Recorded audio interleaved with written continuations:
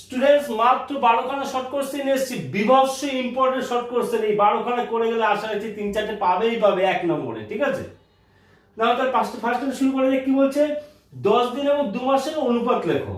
তা 10 দিন এবং 2 মাসের অনুপাত, তা 10 দিন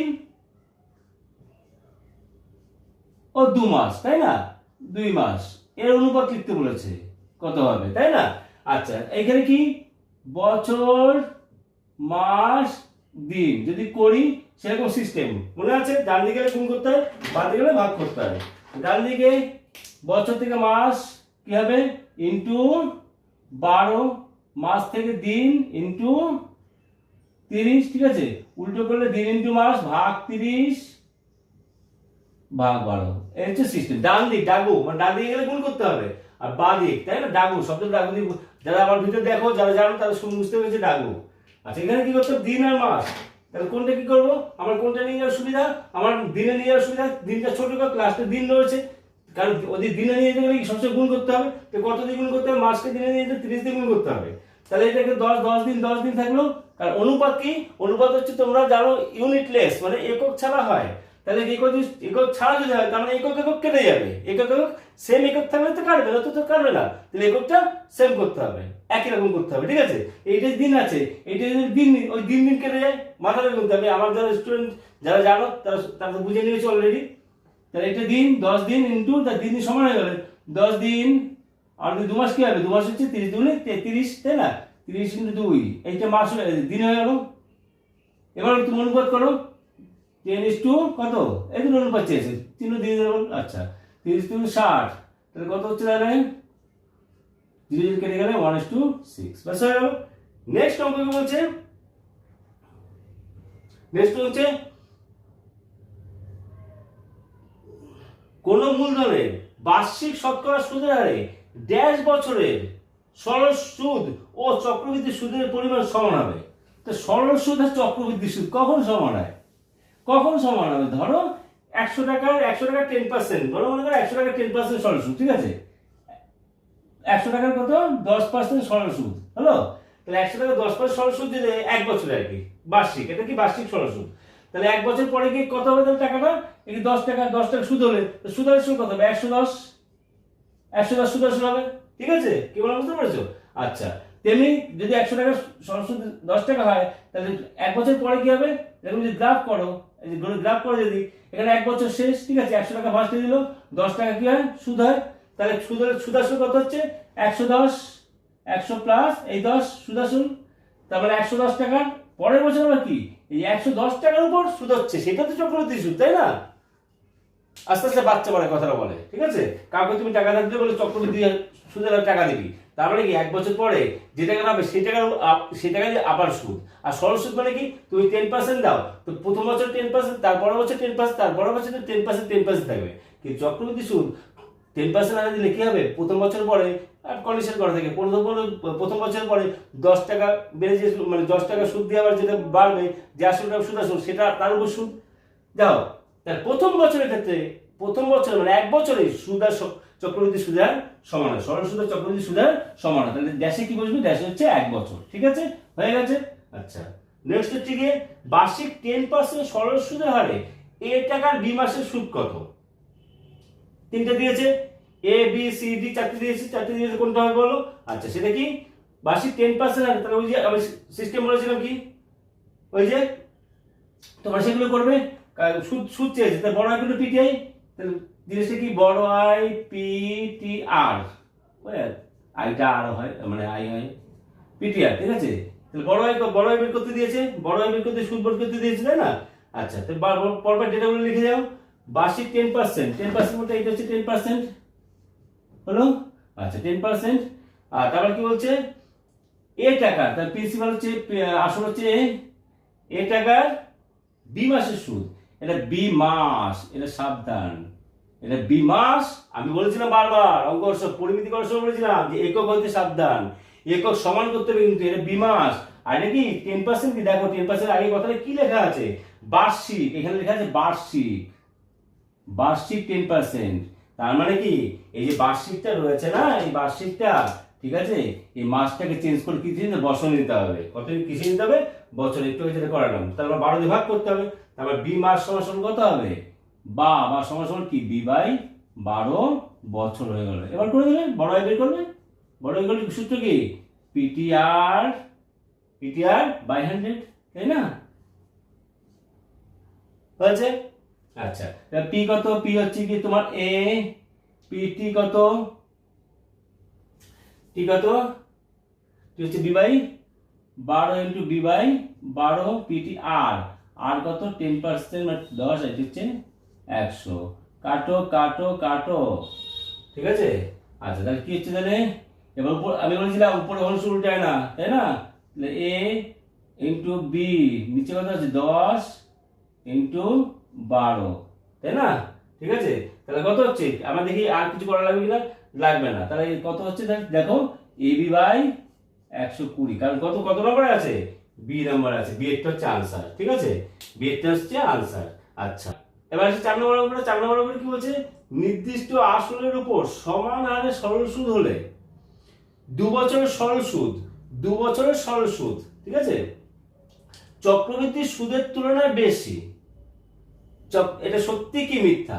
চক্রবৃদ্ধি সুদের তুলনায়, চক্রবৃদ্ধি কথাটা মানে কি, চক্রবৃদ্ধি সুদ মানে কি, একটা সুদ, ঠিক আছে, এক কথা বাংলা বলে সুদের উপর সুদ, যেটা সুদ ওই আসলটা যোগে তার উপর সুদ, একটু যেটা বোঝালাম। তাহলে এটা তো চক্রবৃদ্ধি সুদের তুলনায় বেশি, এটা কখনো হয় নাকি? তাই সরল সুদ চক্রবৃদ্ধি সুদ, চক্রবৃদ্ধি সুদের তুলনায় কমই হবে সরল সুদ, তাই না? এখানে এটা কি হবে, তাহলে 2 বছর নির্দিষ্ট আসলের উপর সমান হারে সরল সুদ, 2 বছরের সরল সুদ চক্রবৃদ্ধি সুদের তুলনায় বেশি, এটা ফলস, ঠিক আছে, মিথ্যা। 5 নম্বর কি বলছে, কোন অংশীদারি ব্যবসায় 2 বন্ধুর প্রাপ্ত লভ্যাংশের অনুপাত 1/2, লভ্যাংশের অনুপাত কত, 1/2 is to 1/3, লভ্যাংশের অনুপাত, লভ্যাংশের অনুপাত এইটা। মূলধনের অনুপাত কত, মূলধনের অনুপাত কত, দেখো লভ্যাংশের অনুপাত মূলধনের অনুপাত একই জিনিস, ঠিক আছে। কথাটা বলে কি, মনে করো আমি তোমাদের এরকম সাজাই, ঠিক আছে, এটা হচ্ছে মূলধন নিয়ে ব্যবসা শুরু করলো, হলো। আচ্ছা, লাভ বা লোকসান করলো, লাভ বা লোকসান যা করুক না কেন, এখানে লাভ এরকম করে দিচ্ছে, লাভে দিয়ে দিলাম আমি। আবার লাভ থেকে আবার তারা কি আবার ভাগ পাবে, এ কমা বি কমা সি, 3 জন ভাগ পাবে আবার। যেটা এই যে এটা মূলধন, এটা মূলধন, এটা লাভ। এই যে মূলধন অনুপাতে, কথাটা বই কিন্তু তাই রয়েছে, মূলধন অনুপাতে ভাগ পায়, এই কথাটা হচ্ছে, তার মানে মূলধনের অনুপাত, তার মানে যদি তোমরা যদি এটা অনুপাত করো, লাভ থেকে আবার পার্সোনাল টাকাগুলো বের করলে, এ কত বা বি কত বা সি কত বের করলে, তারপরে আবার লাস্টে যদি অনুপাত করে দেখো, প্রতিটা অঙ্ক দেখো, চেক করো, অনুপাত করো, তাহলে দেখবে এদের আর হচ্ছে এই লাভের, মূলধন আর লাভ দুটোর অনুপাত সমান হবে, মূলধন দুটোর অনুপাতই সমান হবে। তাই বলে যে টাকাটা মূলধন অনুপাতে ভাগ হয়, লাভটা মূলধন অনুপাতে ভাগ হয়, ঠিক আছে। তার মানে কি আমি বলছি পরিষ্কার কথা, লভ্যাংশ এটা হলে মূলধন অনুপাত কি হবে, ওইটাই হবে, মূলধন অনুপাত ওটাই হবে। এবার দেখতে হবে আমার 4টে অপশনের ভিতরে আছে কিনা, 4টে অপশন কি রয়েছে, সবই হচ্ছে সরল অনুপাত রয়েছে। অনুসূত্র দিতে হবে, অনুসূত্রের মানে কি সিস্টেম বলেছিলাম, দেখি হরগুলো লসাগু করে, সেই লসাগু দিয়ে প্রত্যেকে গুণ, 2 আর 3 লসাগু করে 6, তো 6 দিয়ে এটাকে গুণ, এবার দেখো সরল অনুপাত হয়ে যাবে। তো ভগ্নাংশের অনুপাতকে সরল করার সিস্টেম কি, ভগ্নাংশের অনুপাতকে সরল করার সিস্টেম হচ্ছে গিয়ে তোমার হরগুলোর লসাগু বলে, যে লসাগুটা আসবে সেই লসাগুকে প্রত্যেকের সাথে গুণ, একজনের সাথে অনুপাতের সিস্টেম কি, একজনের সাথে গুণ করলে যে সঙ্গে গুণ করতে হবে, প্রতিটা অনুপাতে এই দুটো তিনটে যা থাকবে কেন সবার সাথে সেই সংখ্যা গুণ করতে হয়। তা লসাগুকে আমি এইটার সাথে গুণ করলাম, তা তো হবে না, এইটার সাথে গুণ করতে হবে, এবার দেখ কাটাকুটি দেখো, 3 2 কত হলো, 3:2, তাহলে আনসার কোনটা হবে, 3:2, মানে হচ্ছে, চলো 5 দেখ হয়ে গেল। আচ্ছা 6 দেখ, এবার 6 দেখ কি বলছে, বার্ষিক 8% সরল সুদের হারে কোন মূলধনের n বছরের সুদ পি আর বাই 25 হলে, 25 টাকা হলে মূলধনের পরিমাণ ড্যাশ টাকা হবে, শূন্যস্থান পূরণ করো। আমি সিস্টেম সূত্র সঙ্গে সব বলেছি, আগেই লিখে বসে থাকবে কি আই পি টি আর, আর মাঝে মাঝে বলতাম কি P plus I plus P বা পি প্লাস আই, দরকার নেই এখন। আচ্ছা এবার ডেটাগুলো দেখি কোনটা কোনটা কি রয়েছে। বার্ষিক মানে এটা 8 আরই আছে 8% সরল সুদের বার্ষিক, কিন্তু কথা বার্ষিক ওইটা আগেটা ফলো করবে, সেই বুঝে টাইমটা ফলো করবে, ঠিক আছে, সময়টা কি আছে। আচ্ছা কোন মূলধনের এখানে বার্ষিক কথাটা আছে, হলো বার্ষিক। আবার কি বলছে কোন মূলধনের এন বছরের, এটা এন বছর, ঠিক হচ্ছে কি এন বছর, তাহলে এখানে বার্ষিক এটা বছর, তা ঠিকই আছে, সমান আছে। আচ্ছা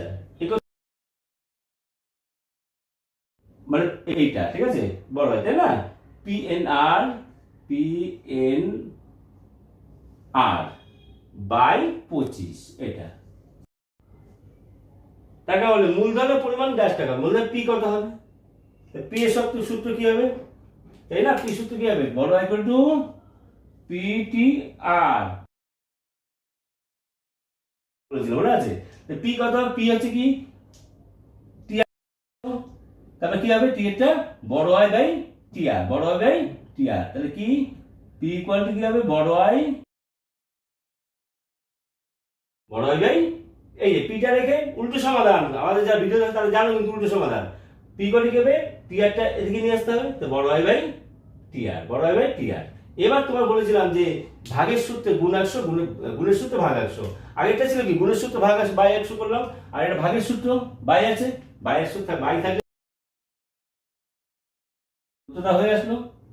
এবার কি বসিয়ে দাও সূত্রটা, তাই না, তাহলে কি পি ইকুয়ালস টু বড় আই বাই টিআর ভাগের সূত্রে গুণ 100, ঠান্ডা মাথায় বসাও, বড় আই কি পি, দেখো সেই সিস্টেম বড় আই উপর ভগ্নাংশ উল্টায় না, এরকম কিন্তু প্রায় আসবে, সাবধান।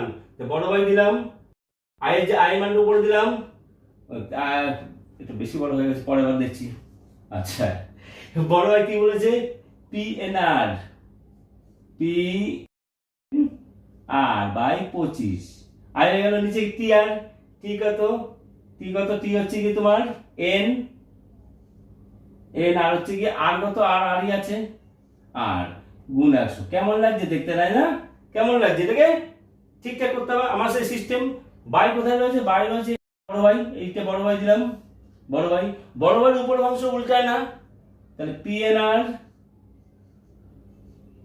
বাই 25 উল্টালাম না, তাই লিখলাম, ঠিক আছে, অংশটা তাই লিখলাম, 100 উপরে আছে এই যে তাই লিখলাম, উপরে দিলাম নিচে দিলাম বড় ভাইয়ের, আচ্ছা 100 কোথায় আছে, উপরে আছে, দিয়ে দিলাম গুণ 100, আর এনআর কি আছে নিচে আছে এন আর, এবার ঠান্ডা মাথায় কাটাকাটি করো, আর এন হয়ে গেল, তাহলে কত 4 25 100 4p, তাই না, 4 ইন্টু 4p, আনসার হচ্ছে 4p, হলো শূন্যস্থান পূরণ আসলে হয়ে গেল।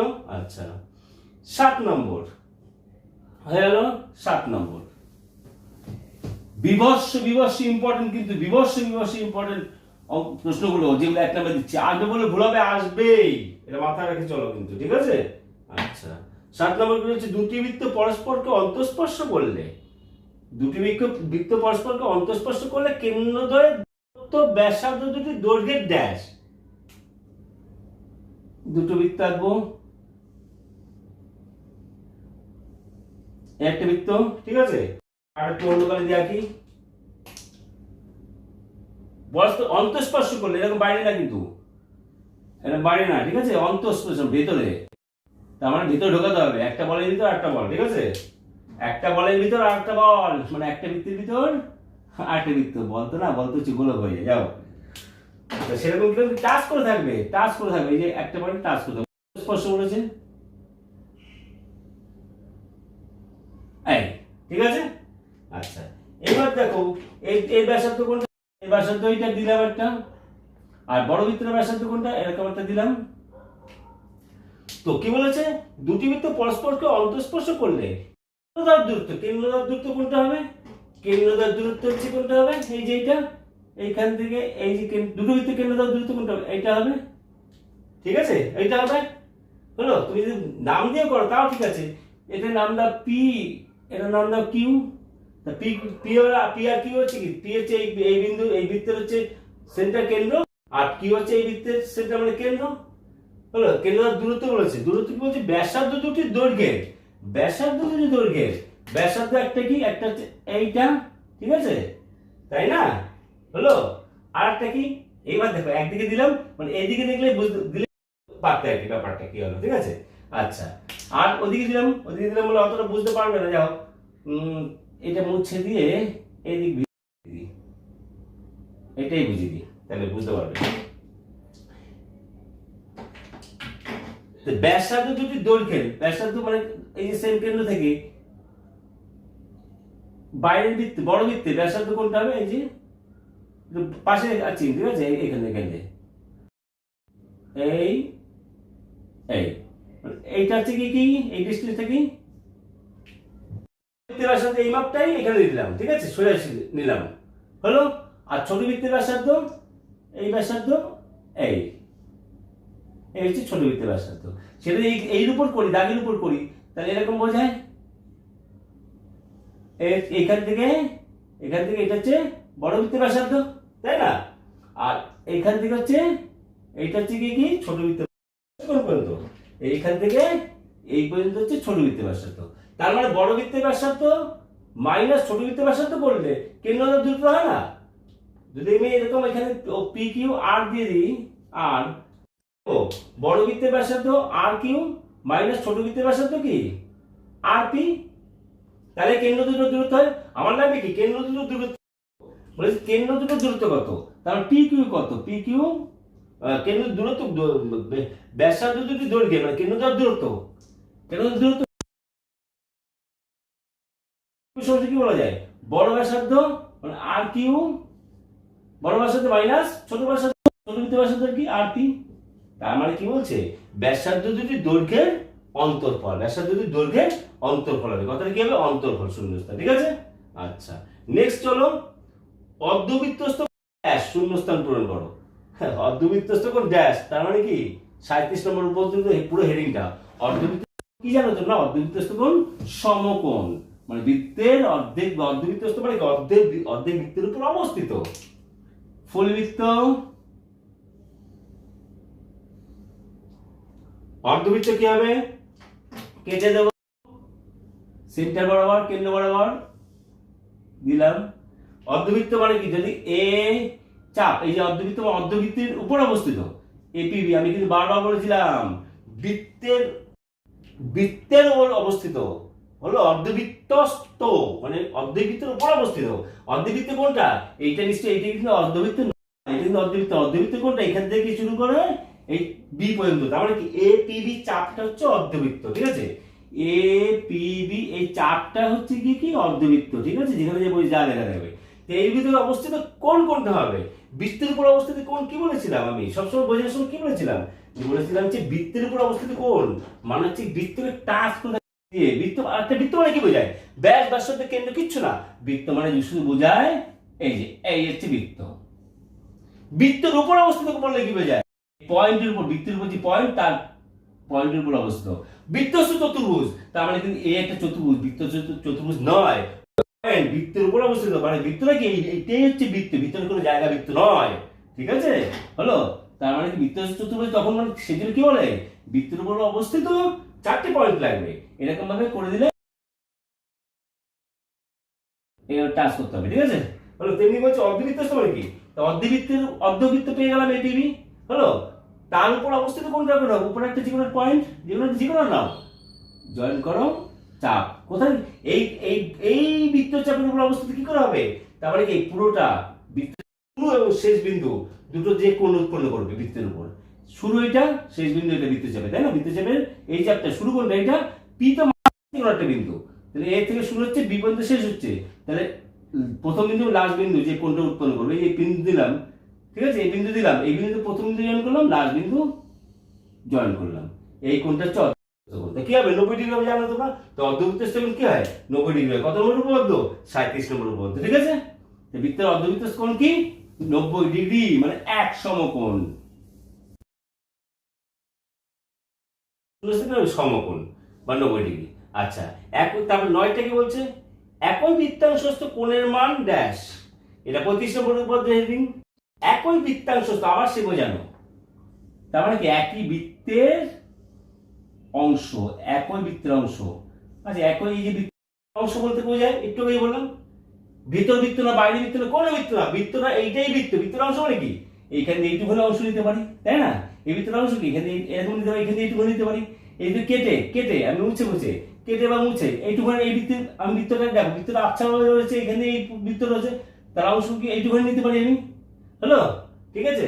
আচ্ছা, বৃত্তের আমি এই যে বৃত্ত ছাপা ছাপা আমি এখানে এইটুকুনি নিতে পারি অংশ, এইখানে নিতে পারি অংশ, বোঝা বৃত্তের অংশ, বোঝালে কি বলো? তার মানে কি বৃত্তটা যে রোজ ওইটাই কিন্তু বৃত্ত না, আছে ভিতর বৃত্ত বাইরে বৃত্ত, বৃত্ত, ঠিক আছে। এই দাগটা কোথায় চাপ, তাই বলছে একই বৃত্তাংশস্থ, তার মানে কি একই বৃত্তের উপর, বৃত্তের অংশের উপর অবস্থিত, তার মানে একই চাপের উপর অবস্থিত, ওইটা না বলে একই চাপের উপর অবস্থিত। একই চাপ নেবো, এখানে এতটা চাপ নিয়ে নিলাম, একই চাপ মানে নাম দিয়ে দিলাম এ, এই দাগটা কিন্তু বিন্দু, ঠিক আছে। পিটা মাঝখানে এই বিন্দু, পিটা এখানে দেখতে পারে, এখানে দেখতে পারে, এখানে দেখতে, তিনটে বিন্দু হওয়ারই কথা।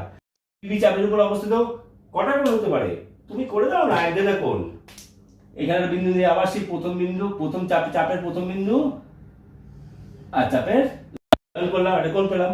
এখানে একটা বিন্দু নাও, আর কোণ করো, এখানে বিন্দু নাও, সব কিন্তু এই চাপে, তাই না? একই চাপে, সব একই চাপে। হলো, যদি আমি এরকম করি,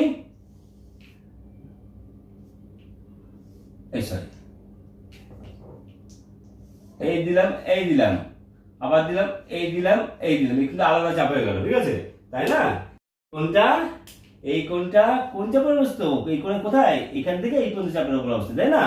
হলো, আবার কোনটা বৃত্তস্থ কোণ, কিন্তু সব কিন্তু বৃত্তের পয়েন্টের উপর অবস্থিত, এই যে বৃত্তের পয়েন্ট এগুলো, ঠিক আছে। এই কোণটা কোথা থেকে কোন চাপ, এই কোণটা তৈরি হয় কোথা থেকে, এইখান থেকে শুরু করে এই চাপ পর্যন্ত, তাই না? দেখেছো?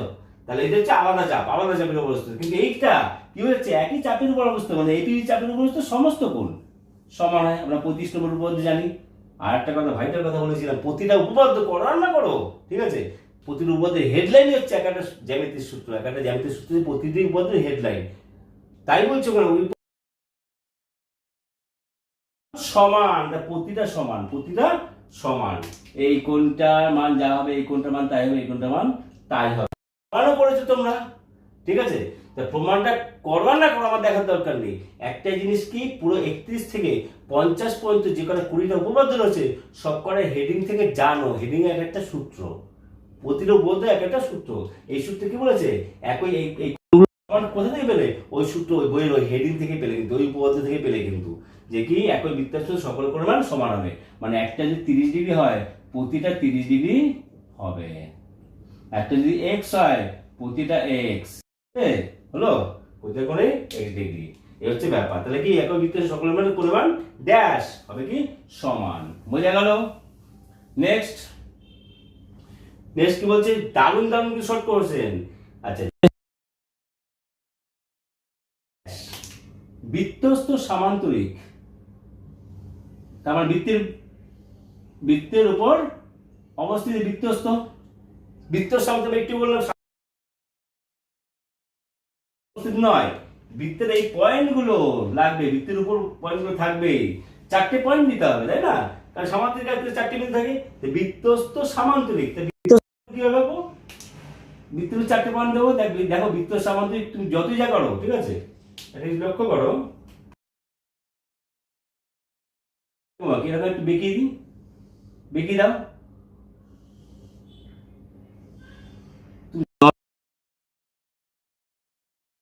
কি হবে, আয়তক্ষেত্র তৈরি হবেই, তুমি ব্যাকারে দেখবে না, ঠিক আছে, আয়তক্ষেত্র। তাই বৃত্তস্থ সামান্তরিক একটি কি আয়তক্ষেত্র, এটা ঘুরিয়ে কিন্তু আরেকটা দিতে পারে, বৃত্তস্থ সামান্তরিক একটি কি ড্যাশ কি হবে আয়তক্ষেত্র হবে, কিন্তু হ্যাঁ, এটা ঘুরিয়ে দিতে পারে বৃত্তস্থ বর্গক্ষেত্র একটি ড্যাশ, না সরি, বৃত্তস্থ রম্বস ঘুরিয়ে কি দিতে পারে, বৃত্তস্থ রম্বস একটি ড্যাশ, বৃত্তস্থ রম্বসটা দেখো, রম্বস মানে বর্গক্ষেত্র, বর্গক্ষেত্র বাঁকালে এই যে আমি আমার স্টুডেন্টদের সবাইকে বুঝিয়েছিলাম যে তোমার একটু বুঝিয়ে দিই, একটা ঝাঁটাই কাটি, ছড়া কাটি, ঠিক আছে, কাছাকাটি নেবে, তাই না? নারকেল পাতা চিড়ে নেবে, কাছাকাঠি নেবে, কাছাকাঠি নিয়ে 4টে বর্গক্ষেত্র তৈরি করবে, তো সমানভাবে মার্ক করে ভেঙে দিলে, আবার ভেঙে দিলে, আবার ভেঙে বর্গক্ষেত্র তৈরি করবে, ঠিক আছে। এবার বর্গক্ষেত্র এবার কোণাটা বেঁধে দিলে, লাস্ট কোণা দুটো বেঁধে দিলে, এই দিকে দেখো কোণা অনুযায়ী চাপ দিলে রম্বস হয়ে যাবে, এই দুটো কোণা চাপ দিলে রম্বস হয়ে যাবে। তা বর্গক্ষেত্রে কি তৈরি হয়? বর্গক্ষেত্রকে চাপ দিয়ে রম্বস তৈরি হয়, তাই না? একই মাপ থাকবে, জাস্ট এরকম হয়ে যাবে, ঠিক আছে। আর আয়তক্ষেত্র সেই ঝাঁটাকাঠি দিয়ে তুমি যদি নারকেল ঝাড়ু কাঠি দিয়ে, ঠিক আছে, কাছাকাঠি দিয়ে তুমি যদি এরকম রং তৈরি করো, তাহলে একটা কোনো চাপ দিলে, ধরো এই দুটো কোনো চাপ দিলে, মানে আমি এটা কিরকম তৈরি হলো, এই দুটো কোনো চাপ দিলে, এই দুটো কোনো চাপ দিলে কিন্তু এরকম তৈরি হলো, তাই না?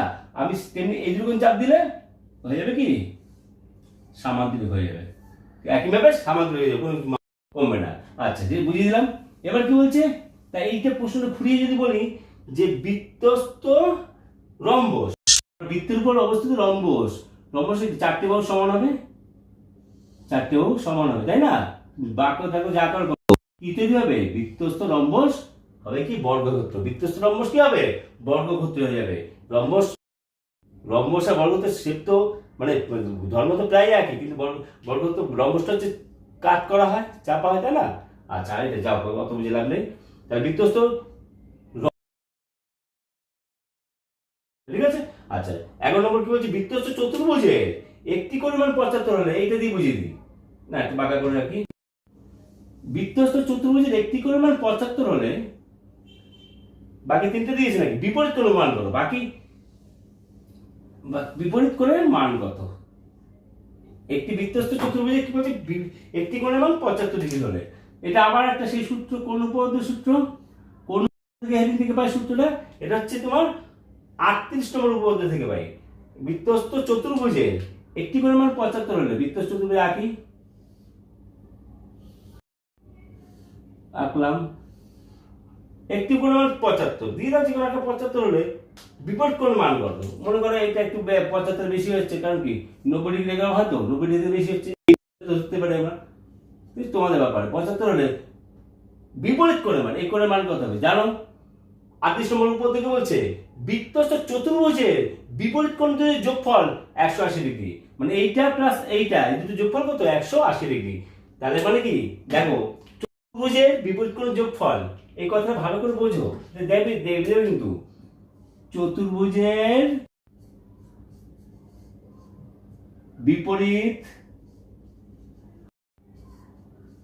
কোণের সমষ্টি মানে যোগফল 180 ডিগ্রি। ভুল কথা, কিন্তু এর আগে চতুর্ভুজের, যে কোনো চতুর্ভুজের বিপরীত কোণ যোগফল কত 180 ডিগ্রি নয়, ঠিক আছে। তুই বর্গক্ষেত্র বলতে পারো, আয়তক্ষেত্র বলতে পারো, ভুল কথা, এটা ভুল। এর আগে যদি তুমি লিখে দাও বৃত্তস্থ বললে, তখন আবার এটা রাইট। বৃত্তস্থ চতুর্ভুজের বিপরীত কোণের সমষ্টি 180 ডিগ্রি, ঠিক আছে, 2 সমকোণ হলো। তাহলে এটা যদি 75 হয়, এটা কত হবে 180 ডিগ্রি মাইনাস করতে হবে, তাই না? 180 থেকে মাইনাস করতে 105 ডিগ্রি হবে, বুঝতে পারছি কি বললাম? এটা হবে 105 ডিগ্রি। এই দুটো কোণের যোগফল 180 ডিগ্রি, তাই একটা কোণ 75 হলে আর কত হবে 180 মাইনাস 75, তার মানে 105 এটা হবে, দুটো কোণের যোগফল হচ্ছে 180 ডিগ্রি, ঠিক আছে। আচ্ছা, 12 নম্বর কি বলছে, PQRS বৃত্তস্থ চতুর্ভুজের PQR 80 ডিগ্রি, তুমি এটাকে ধরো না, PQR 80 ডিগ্রি,